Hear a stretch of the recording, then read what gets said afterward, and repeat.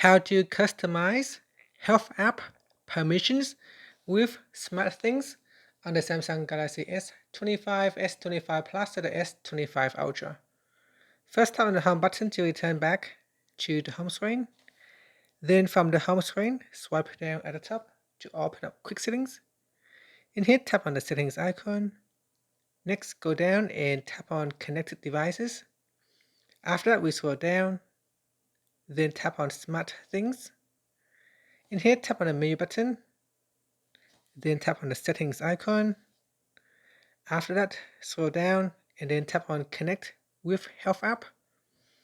At the top here, you can tap on the toggle button to allow all permissions or denied all the permissions.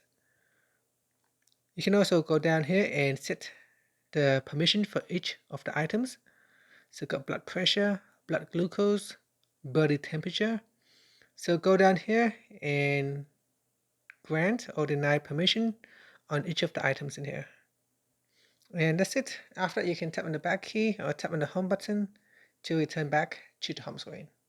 Thank you for watching this video. If you find this video helpful, please like and subscribe to my channel for more videos.